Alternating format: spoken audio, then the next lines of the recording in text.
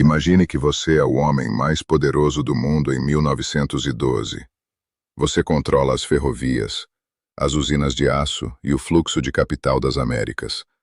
Mas no seu caminho existe uma barreira de carne e osso. Três homens, os mais ricos e influentes da Terra, estão impedindo sua maior ambição: a criação de um Banco Central americano, um mecanismo que daria a você e aos seus aliados o controle absoluto sobre o valor do dinheiro e o destino das nações. O que você faz? Você os convida para a viagem inaugural do navio mais luxuoso já construído pela humanidade. Um palácio flutuante que você mesmo financiou. E então, no último segundo, você simplesmente não embarca. Naquela noite fria de 14 de abril, o Titanic não levou apenas 1.500 almas para o abismo do Atlântico Norte. Ele levou consigo o último obstáculo para o controle financeiro global. E se eu te dissesse que as novas varreduras em 3D de altíssima resolução, concluídas no final de 2025, revelaram que o corte no casco não parece ter sido causado pelo impacto lateral de um iceberg, mas por uma falha estrutural interna e explosões que coincidem com um navio que já estava condenado antes mesmo de sair do porto? Prepare-se. Hoje vamos abrir os arquivos que J.P. Morgan tentou trancafiar no fundo do oceano por mais de um século. O que você aprendeu nos livros escolares foi apenas a superfície. A verdade está enterrada sob 4.000 metros de pressão e silêncio. Para entender o crime, precisamos conhecer as vítimas e o mestre das marionetes. J.P. Morgan não era apenas um banqueiro. Ele era o dono da International Mercantile Marine, o conglomerado que controlava a White Star Line. Ele era, literalmente, o dono do Titanic. Agora, olhe para a lista de passageiros da primeira classe. John Jacob Astor IV, o homem mais rico do mundo na época, um visionário que financiava Nikola Tesla e se opunha ferozmente ao monopólio bancário.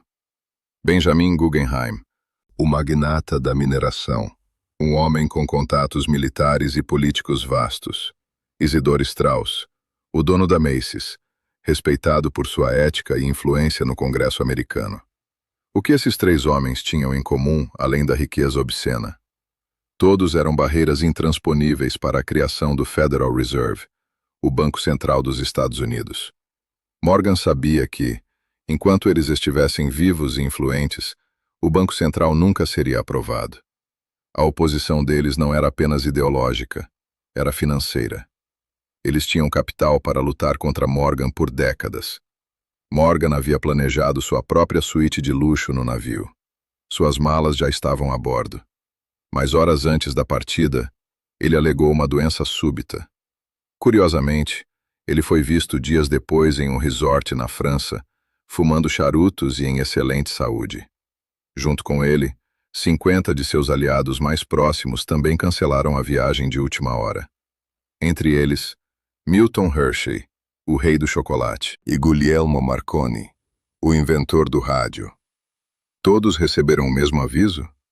Todos sabiam que o Titanic era, na verdade, um caixão de ferro flutuante projetado para um fim específico? Vamos falar sobre o irmão problemático. O Titanic tinha um gêmeo quase idêntico, o RMS Olympic.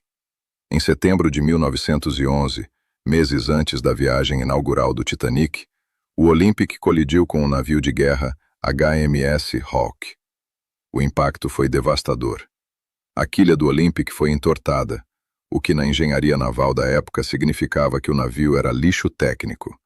Ele nunca mais navegaria reto, vibraria excessivamente, e o custo para consertá-lo quebraria a White Star Line, que já estava em crise financeira devido a greves e falta de carvão.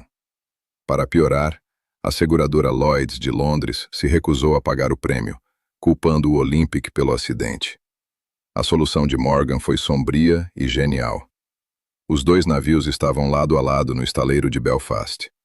A teoria, sustentada por documentos de funcionários do estaleiro que guardaram segredo por gerações, afirma que as placas de identificação foram trocadas.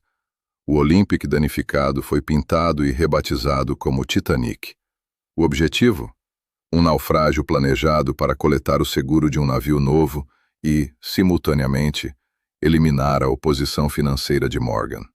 Em 2025, mergulhadores autônomos de alta tecnologia encontraram, sob a tinta descascada do naufrágio, letras gravadas no metal que não formavam o nome Titanic, mas sim as letras M e P, remanescentes do nome Olympic. Além disso, o seguro do Titanic foi aumentado misteriosamente em 1 milhão de libras, poucos dias antes da partida, mesmo o navio sendo considerado inafundável. Por que você aumentaria o seguro de algo que tecnicamente não oferece risco? A resposta está no balanço contábil da White Star Line, que passou do vermelho para o azul logo após o pagamento da apólice. Aqui entramos na prova física incontestável que o sonar de 2026 trouxe à tona.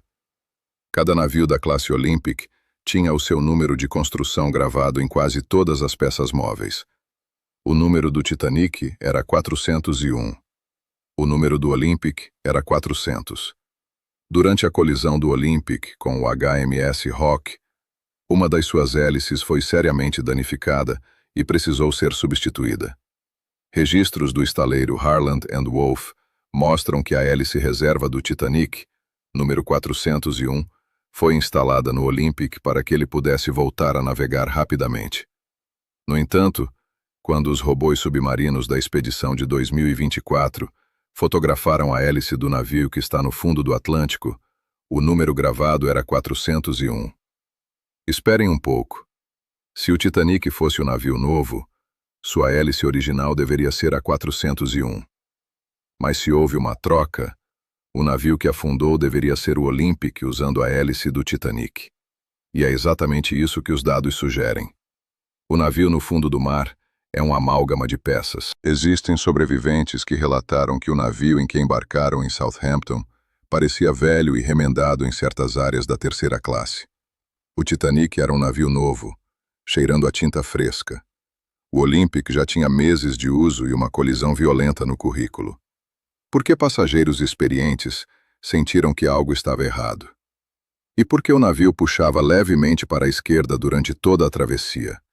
Uma característica registrada nos diários de bordo do Olympic após o acidente, devido ao empenamento da quilha.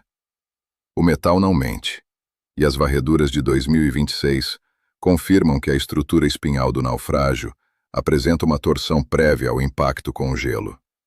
Muitos perguntam se J.P. Morgan planejou o naufrágio para matar todo mundo. A resposta provável é não. O plano exigia um navio de resgate próximo para evitar um escândalo humanitário total e focar apenas na eliminação dos alvos. Esse navio era o SS Californian. O Californian, sob o comando do capitão Stanley Lord, estava parado no meio do campo de gelo naquela noite. Ele não transportava passageiros. Sua carga era composta quase inteiramente de cobertores, agasalhos e mantimentos. O Californian estava com as caldeiras acesas, mantendo pressão, esperando por algo. No entanto, houve um erro fatal de navegação. A teoria é que o capitão Lord parou nas coordenadas erradas ou foi enganado por uma miragem de refração térmica, comum em águas frias. Quando o Titanic começou a lançar foguetes de socorro, eles eram de cores diferentes das cores padrão de emergência da época. O Titanic lançou foguetes brancos. Na linguagem naval de 1912, foguetes brancos eram usados para sinalizar festas ou identificação de empresa, não necessariamente um pedido de socorro imediato, que deveriam ser vermelhos. Por que o Titanic levaria foguetes da cor errada? Seria para confundir outros navios e garantir que apenas o Californian, que saberia do sinal, se aproximasse? Mas o Californian ficou imóvel. O capitão Lord ignorou 8 foguetes brancos. Enquanto isso, o Titanic afundava em um silêncio aterrador. O resgate, que deveria ser uma operação de seguros limpa, tornou-se o maior desastre marítimo da história. Morgan conseguiu o que queria, mas o custo em sangue foi maior do que até ele poderia ter previsto. Ou talvez, para ele, o número de mortos apenas servisse para tornar a história do iceberg mais convincente. O desfecho desta história não acontece no oceano, mas nos corredores do poder em Washington. Com John Jacob Astor, Benjamin Guggenheim e Isidor Straus no fundo do mar, Não havia mais ninguém com influência suficiente para barrar o projeto do Banco Central. Em dezembro de 1913, pouco mais de um ano após o naufrágio, o Federal Reserve Act foi aprovado. A votação ocorreu em 23 de dezembro, 2 dias antes do Natal, quando a maioria da oposição política já tinha deixado a cidade para as festas de fim de ano. Foi um golpe de mestre. O sistema que hoje controla a inflação, os juros e a emissão de moeda no mundo inteiro nasceu das cinzas do Titanic. JP Morgan morreu apenas um ano após o naufrágio, mas seu legado de controle total permanece intacto até hoje. Cada vez que você olha para uma nota de dólar, você está olhando para o resultado de uma operação que começou com uma troca de navios em um estaleiro irlandês. As expedições de 2026 continuam trazendo peças de aço para a superfície. O aço do Titanic foi analisado e apresentou altos níveis de enxofre, o que o torna extremamente quebradiço em águas geladas. Eles sabiam disso. Eles construíram o navio com material de segunda categoria para garantir que, caso houvesse um impacto, a falha seria catastrófica. O Titanic não foi vítima da natureza. Foi vítima de um cálculo matemático frio, onde o lucro e o poder global valiam mais do que 1.500 vidas. A história oficial é uma colcha de retalhos desenhada para manter o público em um estado de aceitação passiva. Foi um acidente, eles dizem. Foi o azar, eles repetem. Mas quando você conecta os pontos, o cancelamento de JP Morgan, a morte seletiva de seus inimigos, a troca física das hélices e a criação imediata do Federal Reserve, o acidente se torna uma impossibilidade estatística. O Titanic foi o primeiro grande evento de falsa bandeira da era moderna. Um sacrifício ritualístico de progresso técnico em favor do domínio financeiro. As varreduras de 2026 nos deram os olhos para ver através da escuridão do abismo. Mas a coragem para aceitar a verdade cabe a cada um de nós. O que você acha que realmente aconteceu naquela noite de abril? Você acredita que o homem mais rico do mundo teve apenas uma coincidência sortuda de saúde? Ou você vê o padrão de sangue no gelo? Deixe seu comentário abaixo. Sua análise é o que mantém este canal vivo contra a censura dos algoritmos. Se este dossiê abriu seus olhos, inscreva-se e ative as notificações. Temos documentos sobre o naufrágio do Lusitânia e a conexão com a Primeira Guerra Mundial, que farão o caso do Titanic parecer apenas o começo. A verdade está lá fora, mas muitas vezes ela está submersa. Eu sou seu investigador, e estes são os arquivos ocultos. Até a próxima camada de mentira ser revelada.